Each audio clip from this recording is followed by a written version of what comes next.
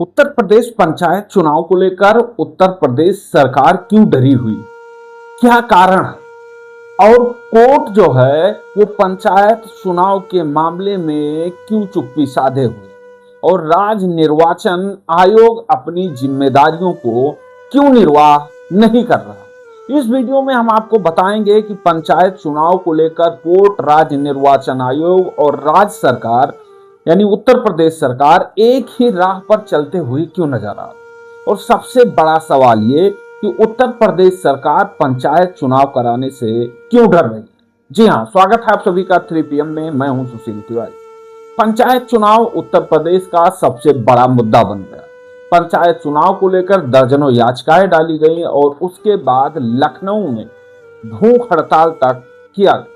पंचायत चुनाव को लेकर कई बार जो है वो आंदोलन किया गया, लेकिन सरकार है जो कुंभकर्ण की नींद में सोई हुई है और वो जो है वो जागती नहीं। कोर्ट जो है शायद धृतराष्ट्र की तरह आंखें बंद, आंखों पर पट्टी बंधी है, आंखों से दिखाई नहीं दे रहा है, देख नहीं रहा है। और राज्य निर्वाचन आयोग गांधी जी के बंदर की तरह अपने आंख मुंह कान पर पट्टी बांध करके बैठा हुआ है कि ना हम बोलेंगे, ना हम सुनेंगे और ना हम देखेंगे। सच्चाई यही, उत्तर प्रदेश में पंचायत चुनाव होने वाला था। पंचायत चुनाव का कार्यकाल 26 मई 2026 को समाप्त हुआ।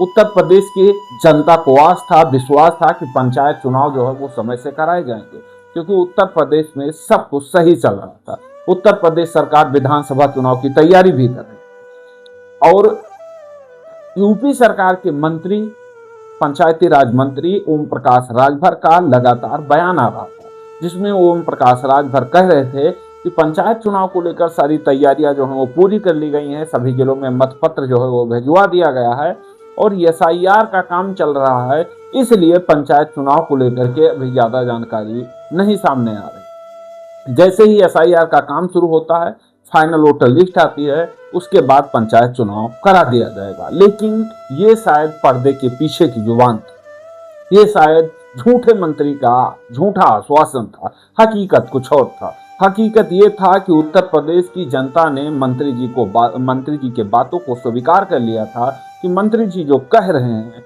वो सही कह रहे हैं, क्योंकि बीजेपी के एक नेता ने कहा था कि अगर बीजेपी का कोई कार्यकर्ता भी आकर के दावा करता है तो आप मान कर चलिए कि वो सही है। और इसीलिए उत्तर प्रदेश की जनता ने भी मान लिया था कि मंत्री कह रहे हैं वो सही कह रहे हैं। लेकिन कहानी कुछ और थी, होना कुछ और था और शायद दिखाया कुछ और जा रहा था, हकीकत कुछ और थी। उत्तर प्रदेश के मंत्री का दावा और सारी चीजें कहीं ना कहीं समय के साथ साथ जो है वो छुपता हुआ या धुलता हुआ नजर आ रहा था, क्योंकि 26 मई का समय जो है वो धीरे धीरे नजदीक आ रहा था। पंचायत चुनाव को लेकर के कोई तैयारी नहीं थी और उसके बाद एक याचिका पड़ती है जिसमें कहा जाता है आरक्षण प्रक्रिया को लेकर, और इलाहाबाद हाई कोर्ट की लखनऊ खंडपीठ कहती है कि इस बार ट्रिपल टेस्ट करवाया जाएगा, उसके बाद पंचायत चुनाव कराया जाएगा। ट्रिपल टेस्ट में समय बताया जाता है कि कम से कम 6 महीने और अधिक से अधिक 9 महीने का समय लगेगा। 9 महीने यानी माँ के पेट में बच्चे पहले दिन से लेकर अंतिम दिन तक जब तक बाहर आ जाते हैं तब तक पिछड़ा वर्ग आयोग जो है वो सिर्फ उत्तर प्रदेश में पिछड़ों की जनसंख्या का सर्वे करेगा। खैर, सर्वे के बारे में भी हम आपको बताएंगे। लेकिन उत्तर प्रदेश सरकार जो है वो आयोग का गठन नहीं करती। आयोग के गठन की जिम्मेदारी, ड्यूटी की जिम्मेदारी कर्मचारियों की ये राज्य सरकार का रहता है। किसी भी राज्य में चुनाव होने वाले हो, राज्य निर्वाचन आयोग की तरफ से लापरवाही किया जाता है। राज्य निर्वाचन आयोग पहले कहता है कि हम फला तारीख को फाइनल वोटर लिस्ट जो है वो जारी करेंगे और उसके बाद तारीख पर तारीख राज्य निर्वाचन आयोग अपने फाइनल वोटर लिस्ट का बढ़ाता है, और जिसमें दावा किया जाता है कि जो ये डेट बढ़ रहा है इसका कारण SIR है। लेकिन उस राज्य निर्वाचन आयोग को ये नहीं पता था कि फाइनल SIR का फाइनल लिस्ट आने से पहले 5 राज्यों में विधानसभा का चुनाव जो है उसका ऐलान कर दिया गया था, जिसमें जो है पश्चिम बंगाल भी शामिल। और उत्तर प्रदेश में SIR के कारण या अन्य चीजों के कारण दावा किया जाता है कि इससे प्रभावित होने के कारण जो है इसमें ड्यूटी लगने के कारण फाइनल वोटर लिस्ट पंचायत चुनाव की नहीं आ रही। अंततः मामला पहुंचता है कोर्ट में और कोर्ट में पहुंचने के बाद फाइनल वोटर लिस्ट आती है। मामला कोर्ट में पहुंचने के बाद ही जो है वो पिछड़ा वर्ग आयोग का गठन होता है। जब कोर्ट कहता है कि अगर आप गठन नहीं करते हैं तो इसे अवमानना माना जाएगा, पिछड़ा वर्ग आयोग का फिर गठन होता है। और गठन के बाद टीम तैयार की जाती है 5 सदस्यों की। टीम में जो है वो पूर्व जो है जज भी रहते हैं और कई सीनियर अधिकारी जो हैं टीम में रहते हैं। अधिकारी जो हैं वो पहले कहते हैं कि हम गांव-गांव जाएंगे, ब्लॉक जाएंगे, सर्वे करेंगे। उसके बाद कहते हैं मंडल जाएंगे, फिर कहते हैं जिला जाएंगे। यानी जैसे जैसे सरकार की तरफ से उन्हें आदेश दिया जाता है उसी तरीके से उनकी बातें जो हैं वो चेंज होती रहती है। लगता है कि शायद मैथ का सवाल है कि फार्मूला अलग लगाओ तो सवाल का जो आंसर है वो शायद अलग आ जाएगा। उसी तरीके से राज्य निर्वाचन जो पिछड़ा वर्ग आयोग के अधिकारी हैं वो उसी तरीके से बयान बदलते हैं जैसे सरकार की तरफ से आदेश। और हालांकि हैरानी की बात यह है कि 3 महीने से अधिक का समय हो गया, अभी उन्होंने 20 से 25 राज्यों का मात्र जो है वो दौरा किया। दौरा में उन्हें सिर्फ ओबीसी आयोग का ही डाटा निकालना है, जबकि ये पता है कि पूर्व में 2011 के जनगणना से पूर्व में 2 चुनाव हो चुके हैं, 2015 का, 2021 का। और उसके बाद इस बार उन्हें डाटा निकालने में 6 महीने से अधिक का समय लग जाएगा।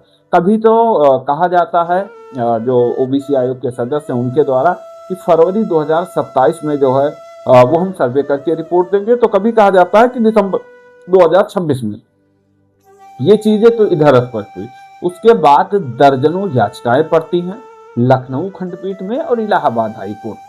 ना लखनऊ खंडपीठ से कोई निर्णय आता है और ना इलाहाबाद हाई कोर्ट से निर्णय आता है। सुनवाई होता है, रिपोर्ट मांगी जाती है, सबसे जवाब तलब किए जाते हैं और उसके बाद फिर तारीख जो है वो आगे बढ़ती है। मामला चलता रहता है।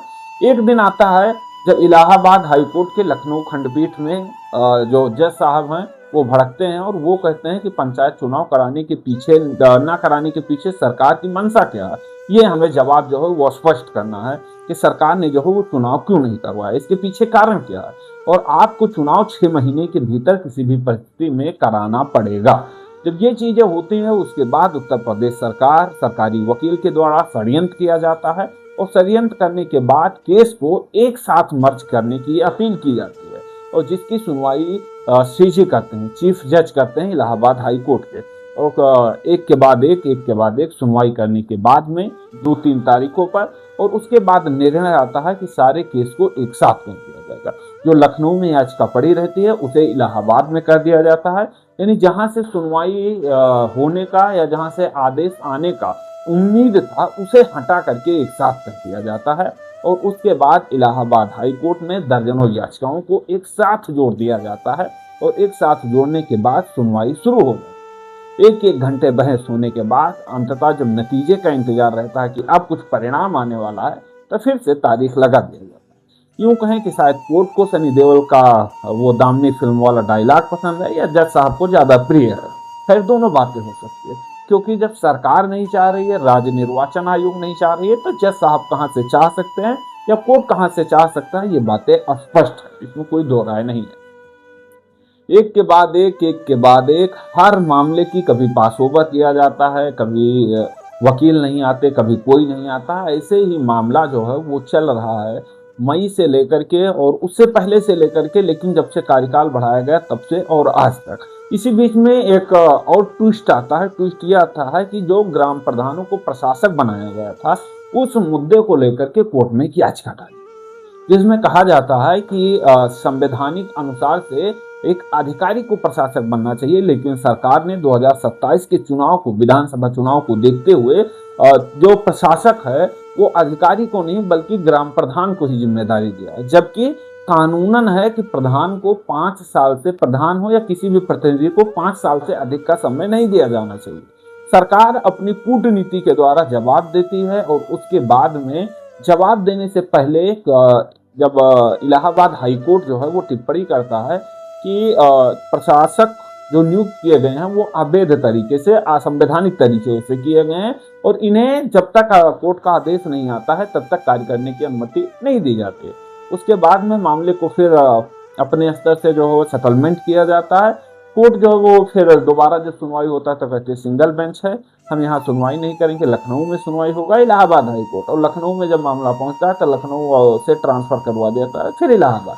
मामला उसी तरीके से विचाराधीन करके और उसे भी छोड़ दिया जाता है, यानी उस पर भी कोई निर्णय नहीं आता है। अब लास्ट जो सवाल है वो ये है, इसमें दोषी कौन? क्या लोगों को इंसाफ देने वाला कोर्ट दोषी है? लोगों का भरोसा जीतने वाली सरकार दोषी है? जो है यार नियम कानून के तहत जो चुनाव होना चाहिए वो राज्य निर्वाचन आयोग दोषी है। दोषी का शब्द ये नहीं है कि उन्होंने कुछ गलत किया, दोषी का शब्द ये है कि उन्होंने उत्तर प्रदेश के लाखों प्रत्याशियों की उम्मीदों पर, लाखों प्रत्याशियों के सपनों पर, लाखों प्रत्याशी जो तैयारी करके लाखों खर्च करके बैठे हुए थे उस पर, सब पर जो है सबको जो है वो मिट्टी में मिलाने का काम किया है और इसीलिए उन्हें दोषी जो है वो कहा जाता है। आपको क्या लगता है इन तीन? पहला, राज्य निर्वाचन आयोग जिसका काम चुनाव कराना है, सिर्फ और सिर्फ चुनाव के लिए वो डिपार्टमेंट तैयार था। राज्य निर्वाचन आयोग को पहले पता था कि इस महीने में हमें चुनाव कराना है। पूर्व जब 2020-21 में चुनाव हुए थे तभी पता था कि इस महीने में चुनाव 2026 में होगा, तो राज्य निर्वाचन आयोग ने पहले से अपनी तैयारी क्यों नहीं? दूसरा सवाल, राज्य सरकार को जब पता था कि इस बार हमें ट्रिपल टेस्ट के माध्यम से सर्वे करवाना है, तो राज्य सरकार ने जो है वो पहले से आयोग का गठन क्यों नहीं किया? आयोग का गठन ऐसे समय क्यों किया कि जब विधानसभा चुनाव जो है वो नजदीक है और कार्यकाल जो है वो नजदीक में समाप्त होने वाला है। तीसरा सवाल ये कि क्या अब जिस कोर्ट से हमें उम्मीद थी न्याय की, जिस न्यायपालिका से उम्मीद थी न्याय की, उससे अब न्याय की उम्मीद रखना छोड़ देना चाहिए, क्योंकि सरकार के अनुसार ही कोर्ट भी चलता है। इन तीनों सवालों का जवाब आप दीजिएगा। इस वीडियो का ये पहला एपिसोड कैसे लगा ये हमें कमेंट करके आप जरूर बताइएगा। और इस एपिसोड का नाम है जनता जानती। तो जनता सब कुछ जानती है और जनता जानती है कि सच्चाई जो है वो क्या है। मिलते हैं अगले एपिसोड में नए टॉपिक के साथ, तब तक के लिए जय हिंद।